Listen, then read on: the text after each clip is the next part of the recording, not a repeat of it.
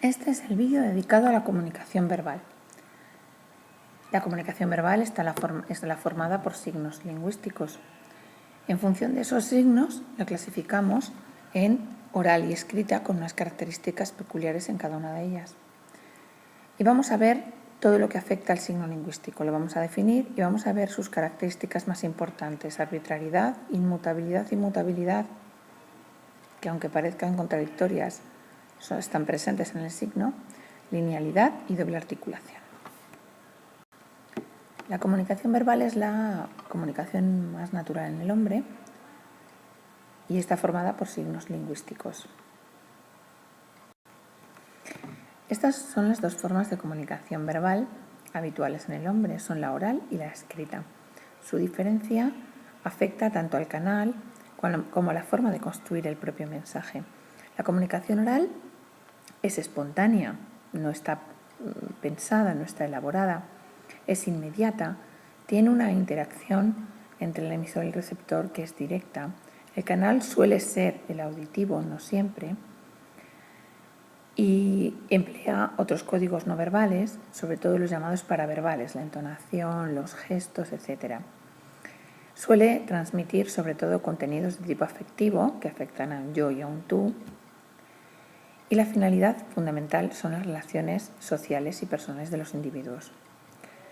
Todo ello se refleja en unos rasgos lingüísticos determinados que son entonación variada, es decir, no solamente enunciativa, sino sobre todo exclamativa e interrogativa, un registro, un vocabulario coloquial, abundantes repeticiones, frecuentes incorrecciones que vienen dadas por la inmediatez de la comunicación, no nos da tiempo a pensar para corregir y elegir cuáles son los términos más adecuados, y la importancia de esos elementos paraverbales que son la entonación y las pausas con las que acompañamos nuestro discurso oral.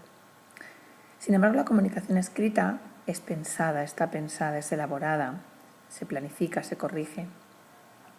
Es diferida porque cambia, el tiempo es distinto entre la codificación y la descodificación, entre que el emisor la construye y el receptor la descodifica o la lee. No hay interacción normalmente porque no hay una respuesta directa, inmediata, no hay feedback inmediato. El canal suele ser el visual porque la comunicación escrita la recibimos normalmente por canal visual.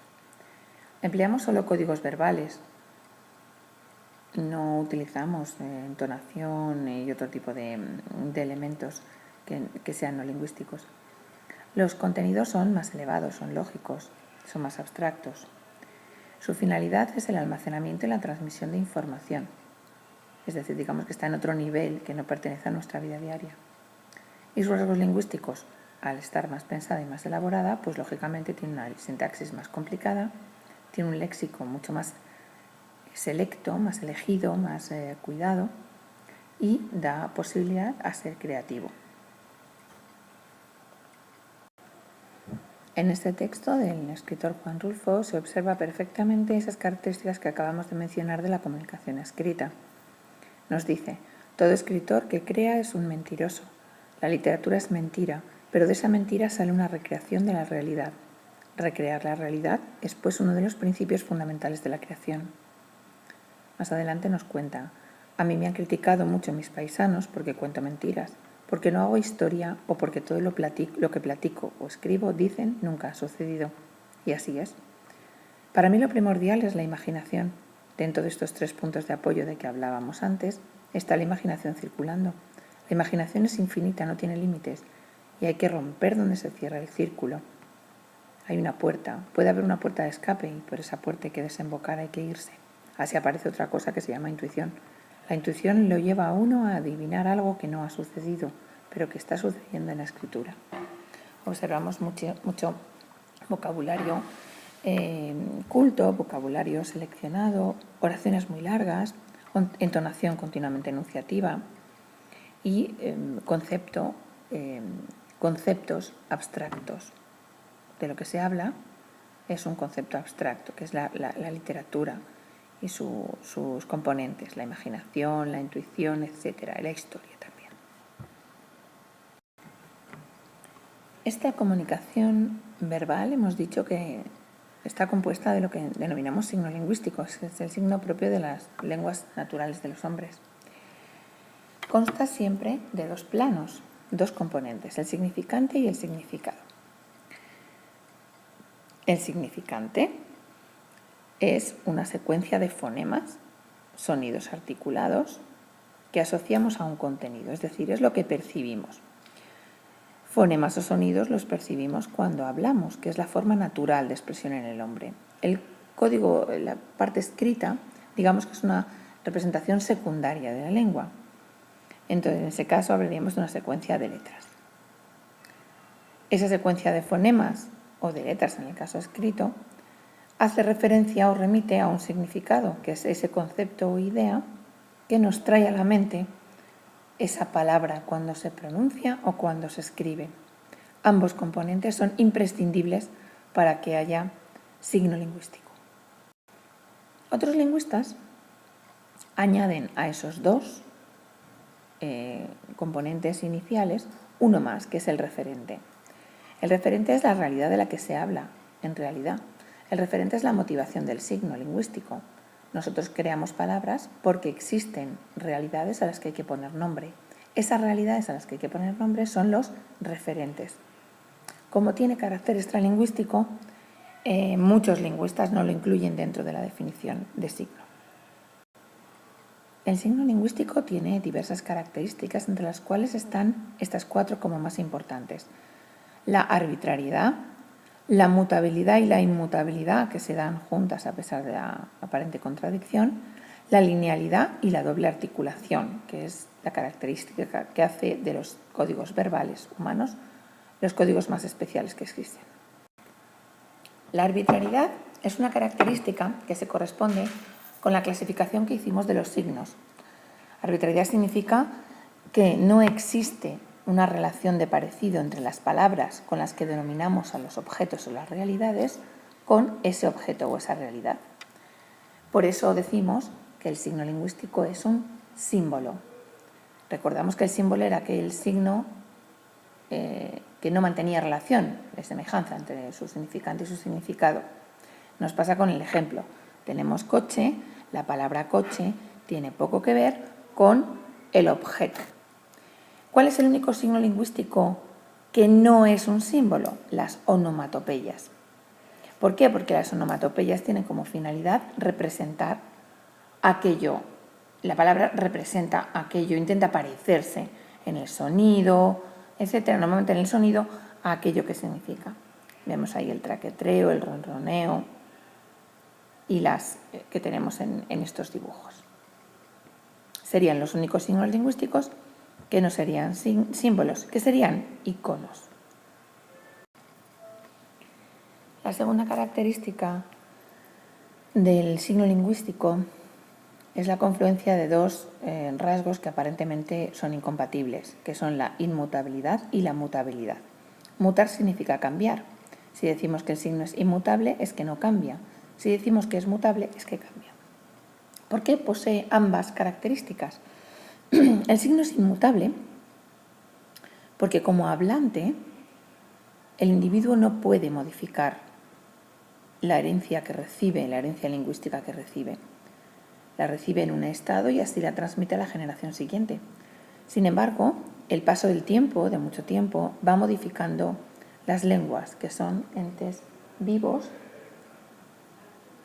que sufren modificaciones a lo largo del tiempo. Tenemos aquí un ejemplo. La palabra capitulum en latín nos ha dado, por un lado, capítulo y por otro lado nos ha dado cabildo. Tenemos muchas palabras. Lo observamos perfectamente en los textos, si cogemos textos de hace unos siglos, no hace falta irse muy atrás, es decir, con el siglo XVIII perfectamente se observa la diferencia entre la lengua de entonces y la lengua de ahora. Ni qué decir tiene si acudimos al Quijote o acudimos al Cántaro del Mío Cid. La linealidad es una característica que se ve claramente.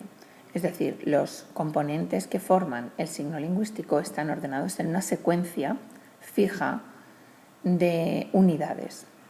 De forma que si nosotros cambiamos el orden de esas unidades, bien sea sonidos cuando lo pronunciamos o letras cuando escribimos, el resultado es o un signo que no existe, es decir, una palabra que no existe y por lo tanto no hay signo, o bien otro signo distinto.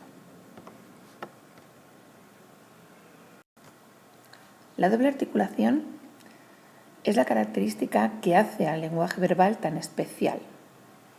¿Por qué? Es el código más perfecto que existe. Tiene un número de posibilidades infinito, combinando un número muy limitado de unidades. Es lo que se llama sobrecodificación supereconómica. ¿Qué significa? La posibilidad de crear mensajes infinitos de forma muy económica, con poquitas unidades. ¿Y eso cómo se consigue? Se consigue combinando esas articulaciones en dos niveles, dos tipos de unidades en dos niveles distintos. Esos niveles que llamamos articulaciones constan de unidades mínimas con y sin significado, de forma que toda la lengua se organiza en torno a esos dos tipos de unidades. La primera articulación son las unidades mínimas más pequeñas que poseen significado. Son los monemas. Tienen un número mayor que los siguientes, pero sí es verdad que están limitados. Por ejemplo, la palabra amiga consta de dos monemas. Amig, que tiene un significado, y a, que tiene significado de femenino. Si yo digo amigo, tiene uno de los monemas es común y cambia el monema referido al género. En la segunda articulación, nosotros seguimos subdividiendo los monemas y las unidades inmediatamente inferiores son las unidades más pequeñas que ya no poseen significado. En español tenemos 24 fonemas. Amiga consta de 5 fonemas, la A, la M, la I, la G y la A. Los fonemas van entre barras.